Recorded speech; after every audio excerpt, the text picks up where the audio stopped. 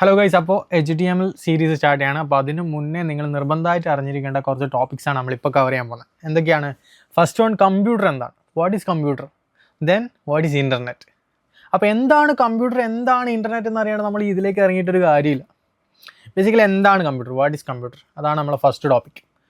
അപ്പോൾ ഒട്ടുമിക്ക ആളോട് എന്താണ് കമ്പ്യൂട്ടർ എന്ന് ചോദിച്ചാൽ ആൾക്കാർ ഫസ്റ്റ് പറയുന്നത് ഒന്നെങ്കിൽ ലാപ്ടോപ്പ് അല്ലെങ്കിൽ ആ ഡെസ്ക് ടോപ്പില്ലേ, അതായത് മോണിറ്റർ ഉണ്ട്, CPU ഉണ്ട്, കീബോർഡ് ഉണ്ട്.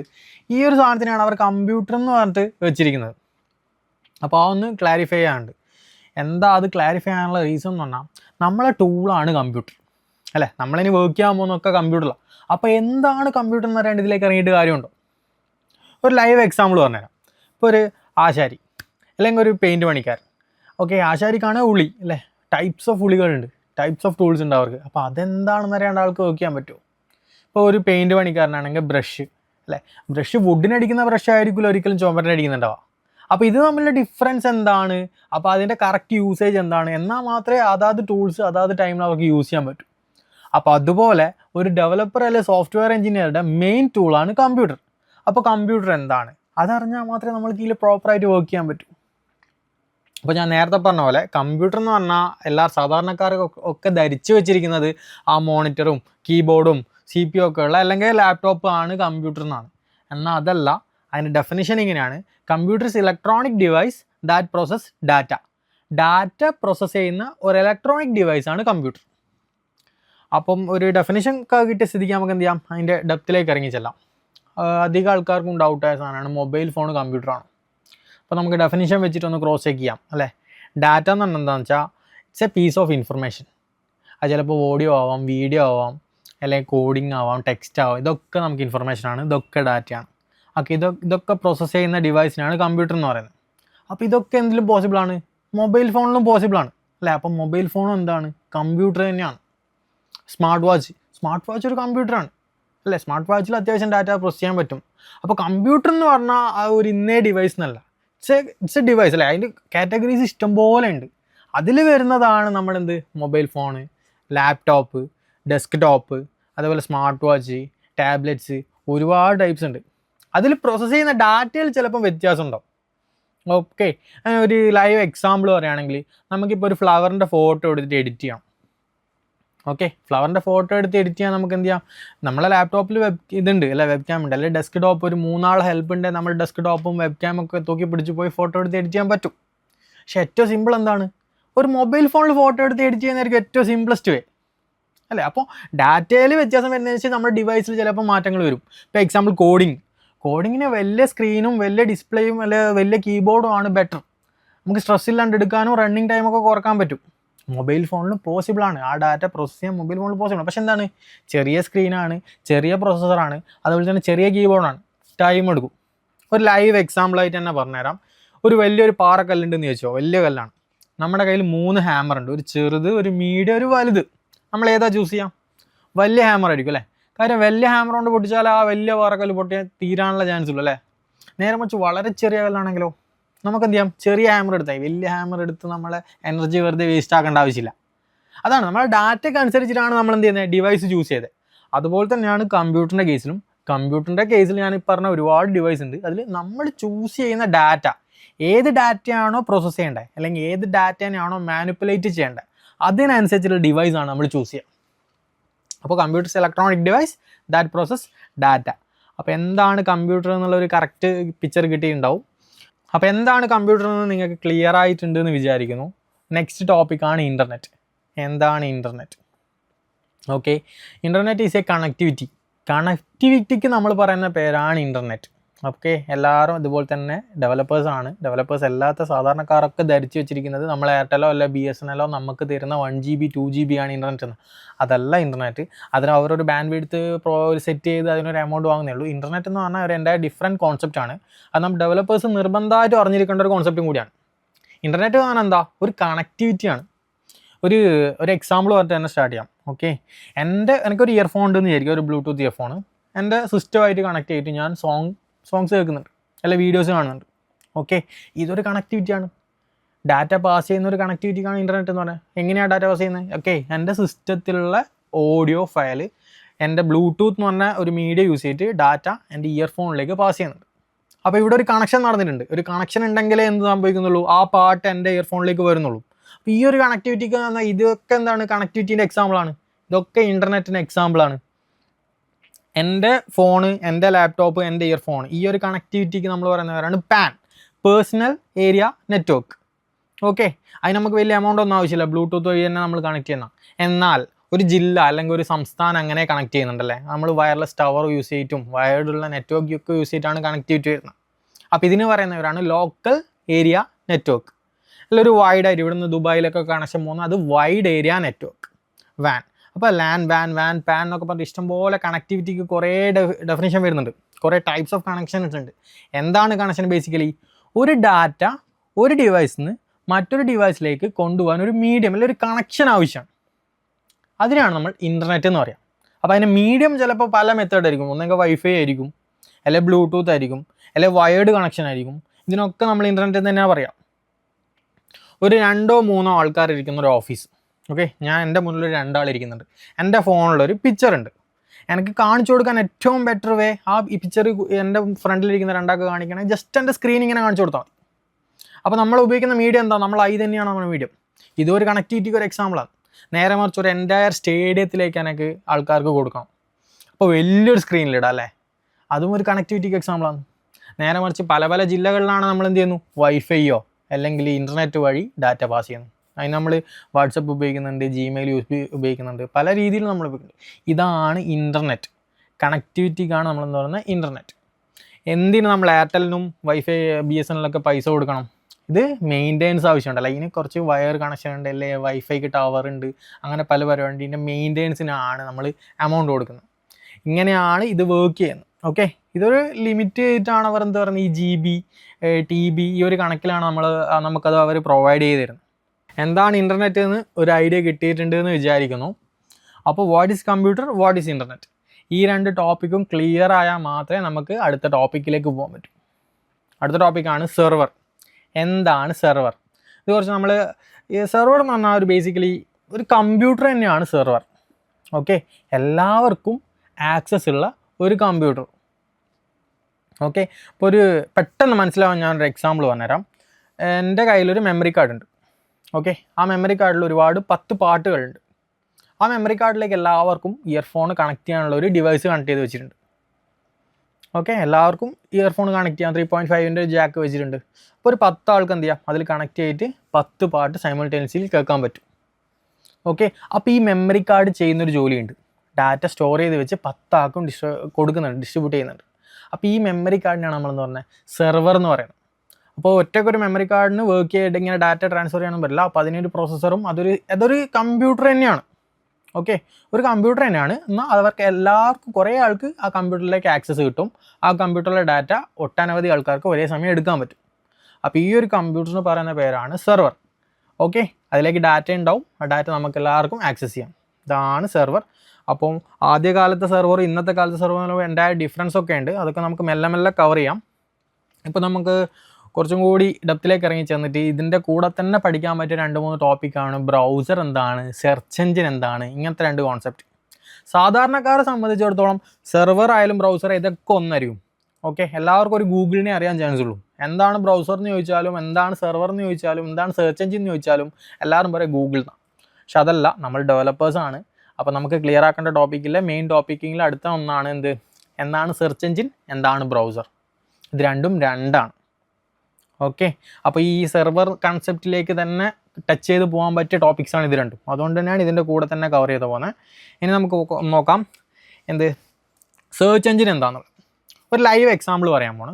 ഒരു 10 നില ബിൽഡിംഗ് ഉണ്ടെന്ന് വിചാരിക്കുക. ആ 10 നിലയിൽ 5ാമത്തെ നിലയിൽ ആരുണ്ട്? മോഹൻലാലുണ്ട്. 6ാമത്തെ നിലയിൽ മമ്മൂട്ടി ഉണ്ട്. ഓക്കെ, എനിക്ക് മോഹൻലാലിനെയാണ് കാണാൻ പോകേണ്ടത്. ഞാൻ ആ ബിൽഡിങ്ങിന് താഴെ എത്തുന്നു. എനിക്കറിയില്ല പുള്ളി 5ില്ല ഉള്ളതെന്നുള്ള കാര്യം. അപ്പോൾ എന്ത് ചെയ്യണോ? ഞാൻ ഓരോ നിലയായിട്ട് കയറി ഇറങ്ങണം. എന്നാൽ മാത്രമേ എനിക്ക് മനസ്സിലാവുള്ളൂ ഇത് 5ാമത്തെ നിലയിലാണല്ലേ. അല്ലേ, കമ്പാരിറ്റീവ്ലി വർക്ക് ഹാർഡാണല്ലേ. ഓരോ നില ഇങ്ങനെ കയറി ഇറങ്ങി 5ാമത്തെ നിലയിൽ ആളെ കണ്ടു. ഓക്കെ, എൻ്റെ ഡാറ്റ എന്താണോ അല്ലെ ആളോട് പറയേണ്ട കാര്യം എന്താണോ പറഞ്ഞു, ഞാൻ തിരിച്ചു വന്നു. അപ്പോൾ 6ാമത്തെ നിലയിൽ മമ്മൂട്ടിനെ കാണാൻ വേറെ ആൾക്കാർ വന്നിട്ടുള്ളൂ അല്ലേ. അതിന് മേലോട്ട് ഇങ്ങനെ കുറേ സെലിബ്രിറ്റീസ് ഉണ്ടെന്ന് വിചാരിക്കുക. അപ്പോൾ ഓരോരുത്തരെ കാണാൻ ഓരോരുത്തർ വരുന്നുണ്ട്. എന്താണ് ഈ ബിൽഡിങ്ങിലൂടെ നടക്കാൻ പോകുന്നത്? ഒരു കൊളിഷനാണ് നടക്കാൻ പോകുന്നത്. ആൾക്കാർക്ക് ആർക്കും അറിയില്ല അവരൊക്കെ ഏത് ഫ്ലോറിലാണ് ഉള്ളതെന്നുള്ള കാര്യം. അപ്പോൾ ചുമ്മാ സ്റ്റെപ്പിൽ ഇങ്ങനെ അങ്ങോട്ടും ഇങ്ങോട്ടും പോയിട്ട് ഇവിടെ ഒരു കൊളിഷൻ ഉണ്ടാവാൻ നല്ല ചാൻസ് ഉണ്ട്. അപ്പോൾ ആൾക്കാരുടെ എണ്ണം കൂടുന്നതിനനുസരിച്ച് കൊളിഷൻ്റെ എണ്ണം കൂടും അല്ലേ. ഇവിടെയാണ് എന്ത് സെർച്ച് എഞ്ചിൻ എന്നുള്ളൊരു കോൺസെപ്റ്റ് വരുന്നത്. ഓക്കെ, ഈ ബിൽഡിങ്ങിന് എന്ത് ചെയ്യുക, ഒരു സെർവറായിട്ട് ചിന്തിക്കുക. സെർവർ എന്ന് പറഞ്ഞാൽ എന്താ നിങ്ങൾക്ക് അറിയാം, ഓൾറെഡി പഠിച്ചതാണ്. സെർവർ എന്ന് പറഞ്ഞാൽ ഒരു മെമ്മറി സ്പേസ് ആണ്. ഒട്ടനവധി ഡാറ്റാസ് ഉണ്ടാവും, ആവശ്യമുള്ള ഡാറ്റയെല്ലാം നമുക്ക് അവിടെ നിന്ന് എടുക്കാം. ഓക്കെ, അപ്പോൾ ഈ ഒരു ബിൽഡിങ്ങിന് എന്ത് ചെയ്യുക, ഒരു സെർവറായിട്ട് കൺസിഡർ ചെയ്യാം. അപ്പോൾ സെർവറിൽ 5ാമത്തെ നിലയിലും മോഹൻലാൽ ഡാറ്റ എനിക്ക് വേണമെങ്കിൽ 6ാമത്തെ നിലയിൽ മമ്മൂട്ടിൻ്റെ ഡാറ്റ നിങ്ങൾക്ക് വേണം. അപ്പോൾ നമ്മളെല്ലാവരും ഒറ്റയടിക്കിലേക്ക് എന്താവും, കോളിഷൻ സംഭവിക്കും. ആർക്കും വേണ്ട ഡാറ്റ കിട്ടില്ല, ആർക്കും പ്രോപ്പറായിട്ട് ഡാറ്റാസ് കിട്ടില്ല. ഇവിടെയാണ് നമ്മൾ സെർച്ച് എഞ്ചിൻ എന്നുള്ളൊരു കോൺസെപ്റ്റ് കൊണ്ടുവരുന്നത്. നമ്മൾ ആ എക്സാമ്പിളിലേക്ക് തിരിച്ചു പോവാണ്. ആ ഒരു ബിൽഡിങ്ങിന് 10 നിലയുള്ള ബിൽഡിങ്ങിന് ഒരു സെക്യൂരിറ്റി ഉണ്ട് നിങ്ങൾ വിചാരിക്കുക. ഓക്കെ, നമ്മൾ എന്ത് ചെയ്യണം, സെക്യൂരിറ്റിൻ്റെ പോയി ചോദിക്കണം എനിക്ക് മോഹൻലാലിനെ കാണണം എന്നുള്ള കാര്യം. അപ്പോൾ ആൾ പറഞ്ഞു തരും 5ാമത്തെ നിലയിലാണ് മോഹൻലാൽ ഉള്ളത്.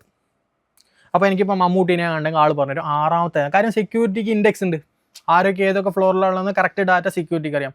അപ്പോൾ സെക്യൂരിറ്റിനോട് ഇപ്പോൾ ചോദിക്കുമ്പോൾ സെക്യൂരിറ്റി പറഞ്ഞാൽ ഇന്നേ നിലയിലാണ് ഇന്നേ ആൾക്കാരുള്ളത്. അപ്പോൾ നമുക്ക് ഡയറക്റ്റ്ലി അങ്ങോട്ടേക്ക് പോയാൽ മതി. അപ്പോൾ ഈ കൊളിഷനും ഈ ഉള്ളിലുള്ള ബിൽഡിങ്ങിൻ്റെ ഇടയിലുള്ള ഈ പ്രോബ്ലംസ് ഒക്കെ സൊല്യൂഷനായി.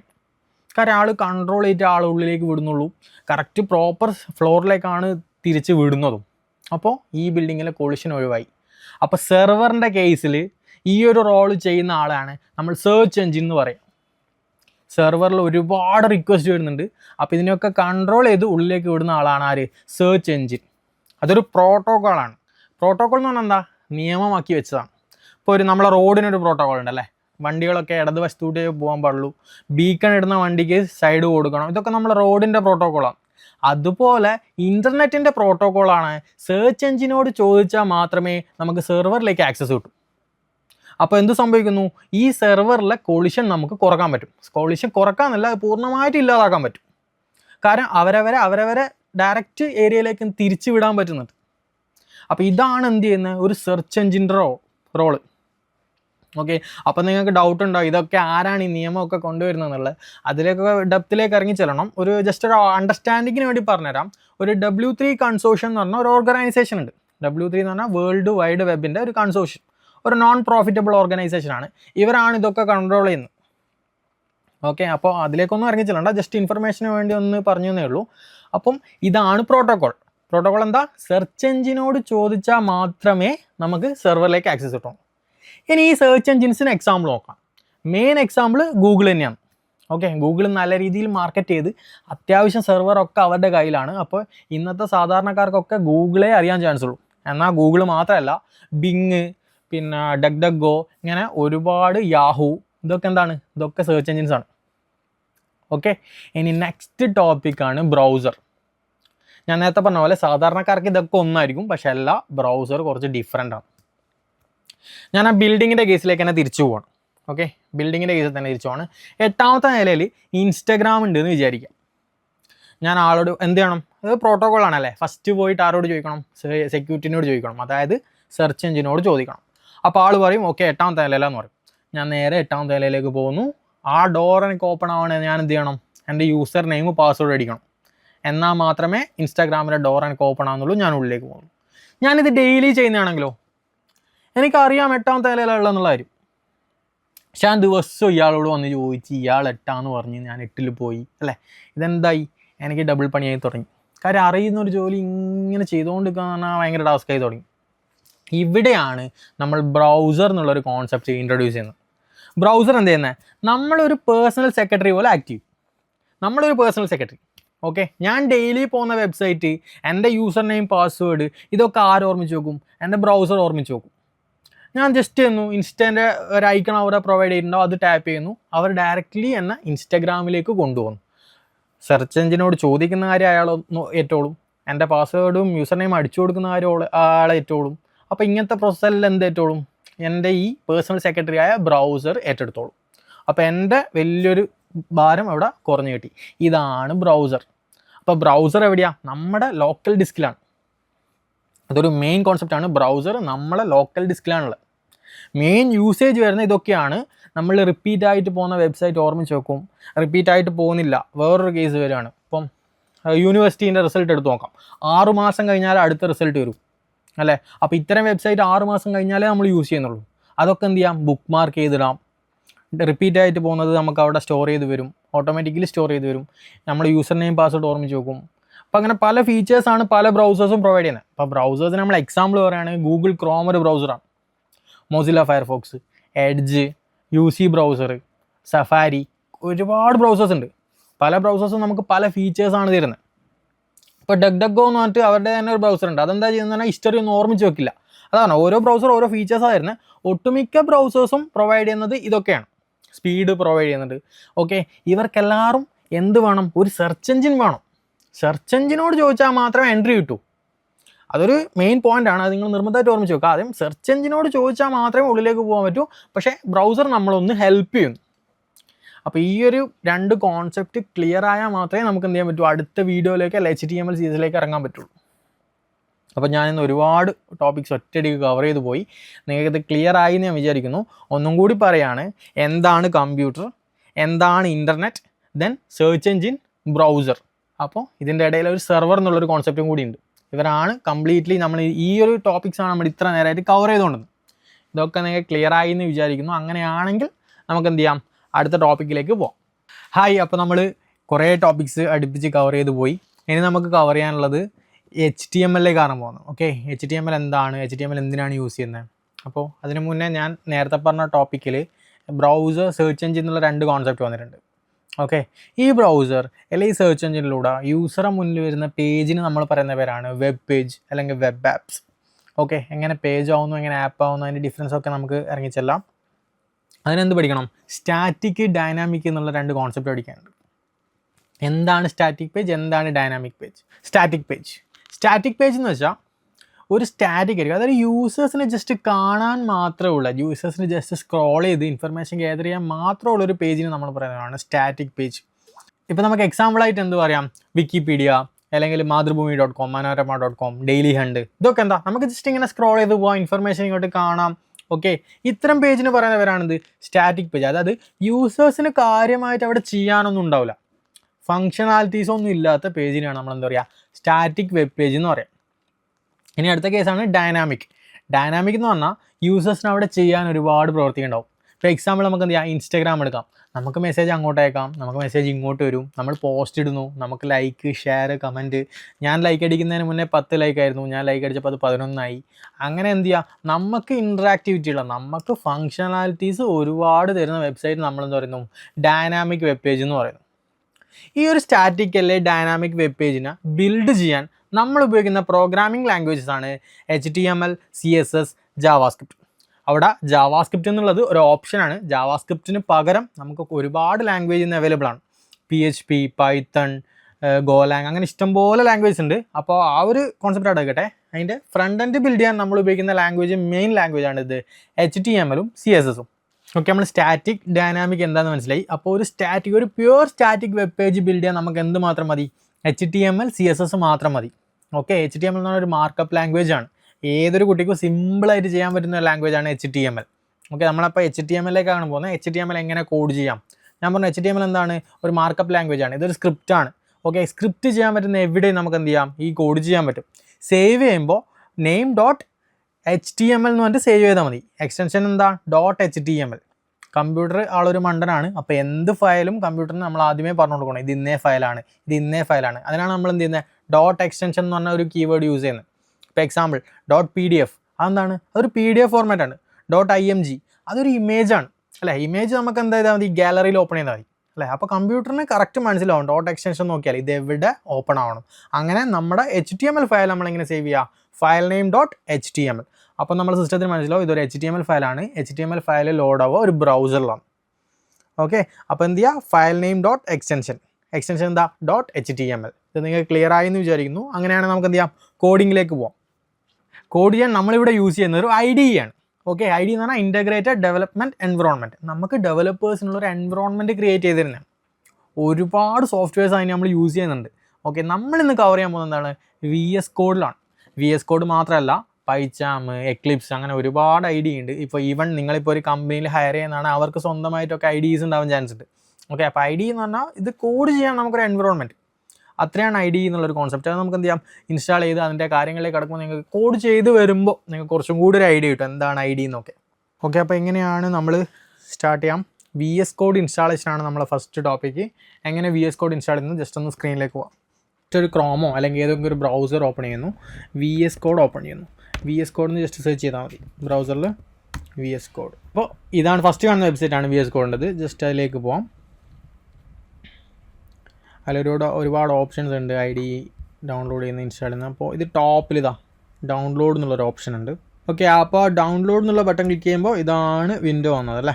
അപ്പോൾ ഇവിടെയുണ്ട് വിൻഡോസ്, ലിനക്സ്, അതേപോലെ മാക്ക്. നിങ്ങളുടെ സിസ്റ്റം ഏതാണോ അതിനനുസരിച്ചുള്ള സാധനം വേണം ഡൗൺലോഡ് ചെയ്യാൻ. ഓക്കെ, ഞാനിവിടെ മാക്കാണ്, സോ എൻ്റെ മാക്ക് ഞാൻ ഡൗൺലോഡ് ചെയ്യുന്നുണ്ട്. നിങ്ങളിപ്പോൾ ലിനക്സ് ആണ് എന്ത് ചെയ്താൽ മതി, ലിനക്സിൻ്റെ ഉബുണ്ടു ആണ്, ഉബുണ്ടു വേർഷൻ, SUE ആണെങ്കിൽ ആ വേർഷൻ. വിൻഡോസ് ആണെങ്കിൽ 10 to 11 ഇവിടെ നിന്ന് തന്നെ ഡൗൺലോഡ് ചെയ്താൽ, അല്ലെങ്കിൽ വേർഷൻ കൺട്രോൾ ഉണ്ടാവും. നിങ്ങളിപ്പോൾ വിൻഡോസ് ഏതെങ്കിലും പ്രീവിയസ് വേർഷൻ, അതായത് 8 or 7 അങ്ങനെ യൂസ് ചെയ്യുന്നെങ്കിൽ അതിനനുസരിച്ചുള്ള VS Code വേണം ഡൗൺലോഡ് ചെയ്യാൻ. ഓക്കെ, ഇവിടെ ലേറ്റസ്റ്റ് വേർഷൻ ആണുള്ളത്, അത് വിൻഡോസ് 10 ഉം 11 സപ്പോർട്ട് ചെയ്തതാണ്. ഞാൻ എന്ത് ചെയ്യുന്നു, എൻ്റെ സിസ്റ്റം മാക്കാണ്, അതുകൊണ്ട് തന്നെ മാക്ക് ഞാൻ ഡൗൺലോഡ് ചെയ്യുന്നു. അപ്പോൾ ഡൗൺലോഡ് ക്ലിക്ക് ചെയ്യുമ്പോൾ തന്നെ ഡൗൺലോഡ് സ്റ്റാർട്ട് ആയിട്ടുണ്ട്. 236 MB ആണ് വരുന്നത്. നിങ്ങൾക്ക് ഓരോ സിസ്റ്റത്തിനനുസരിച്ചിട്ടായിരിക്കും അതിൻ്റെ MBs വരാം. ഓക്കെ, ഞാനിവിടെ ഓൾറെഡി ഇത് ഡൗൺലോഡ് ചെയ്ത് ഇൻസ്റ്റാൾ ചെയ്ത് വെച്ചുകൊണ്ട് ഞാൻ എന്ത് ചെയ്യാം, അതൊന്ന് വ്യൂവിലേക്ക് പോകും. അപ്പോൾ ഈ ഡൗൺലോഡ് ചെയ്യുന്നതിൽ, ഇൻസ്റ്റാൾ ചെയ്യുന്നതിൽ നിങ്ങൾക്ക് എന്തെങ്കിലും ഡൗട്ട് ഉണ്ട്, അതായത് നിങ്ങളെ സ്പെസിഫിക് എങ്ങനെയാണ് ഡൗൺലോഡ് ചെയ്യുന്നത്, എങ്ങനെയാണ് ഇൻസ്റ്റാൾ ചെയ്യുന്നത് കറക്റ്റ് ആയിട്ട് യൂട്യൂബിൽ ഒന്ന് റെഫർ ചെയ്താൽ മതി. നിങ്ങളുടെ വേർഷൻ അനുസരിച്ചുള്ള ഇഷ്ടംപോലെ വീഡിയോസ് അവൈലബിൾ ആണ്. ഇനി ഇതും കിട്ടുന്നില്ല എന്നാണെങ്കിൽ എന്ത് ചെയ്യാം, മാക്ബുക്കിനെ കണക്ട് ചെയ്യാം.